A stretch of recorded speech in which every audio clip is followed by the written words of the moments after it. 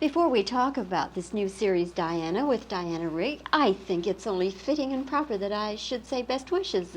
Thank you. Because you are a recent bride. Yes. And 2 weeks. who is your husband? My husband is an Israeli, and his name is Menachem Geffen, which I don't expect people to be able to pronounce first time around because it took me some time to learn too. Menachem? Menachem Geffen. Geffen. Yes. Menachem Geffen. Yes. Yes. And how did you meet him? I met him at a party in London. Recently, or does it go about back? 5 months ago. Yes, it was very, very quick. Kind of an instantaneous thing, was it, It was Diana? more or less, yes. I've managed I remained single all these years, and I think when it happens, at my age, it happens fast. Yes. What was it about him that just turned you on so instantly? I think his honesty more than anything else. Is he in the business? No, which is possibly why he's so honest. What does he do? He's a painter, Oh. yes. What does he do? Figurative work, yes. He's very good, marvelous. Has he done Work. anything of you yet? No, I'm a bit shy of that. I tell you why, because it means he would be looking at me objectively, and I don't know if I like that very much. Do you know what I mean? As Yes, a sitter. Yes. And I would think that would be impossible, but you know, the results of his trying to do that might be interesting. They may Diane. be, yes. Yes. Mm.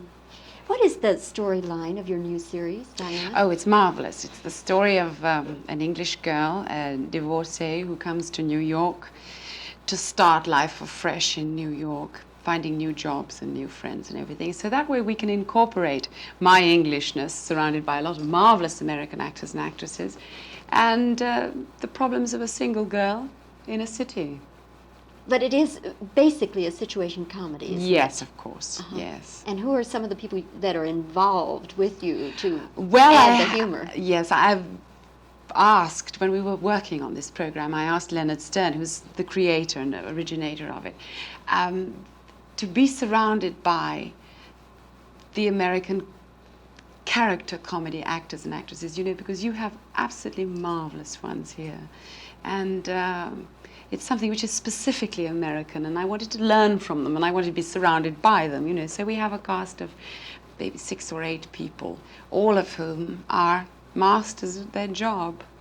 Barbara Barry, who made a great success in Company, the musical, and we've got David Shiner, and we've got Carol Androsky, who plays my friend in the program, and Richard Schaal, and Robert Moore, and a big dog. Oh, what is the dog like? Well, the dog is a Great Dane called Gulliver, and he takes up the entire set. And generally, when we're shooting, he just lies there and pants because it's so hot. In the series, is he your dog? Yeah, no, not really. I have to take care of him. That's all. I see. Are you fond of dogs? I love them. You have one in real life? Unfortunately, I had one in England, but then the idea of coming to America for 6 months, and I had to find a home for him because it's simply not fair. He was my dog, and if I was only going to see him for 6 months of the year, you know, you can't treat animals this way. So I gave him away to a family with 5 children, so he's well looked after. Yes, at least he isn't lonely. He's never lonely, and he's well walked, you know. Diana, I suppose that critics inevitably will want to draw some kind of comparison between Emma Peel and Diana. Mm. And what do you suppose they're going to say, or what do you anticipate will come out of that? Out of the series, you mean? Out of their wanting to compare the two.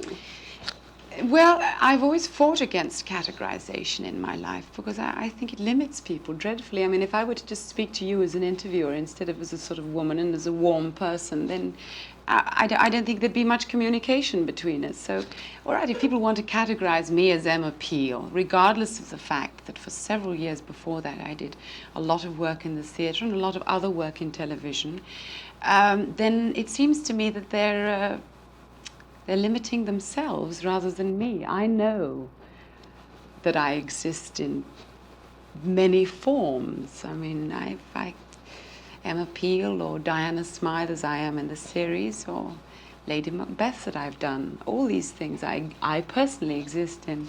If they don't wish to see that, then that's their problem, not mine. That's a very sensible way of looking at it.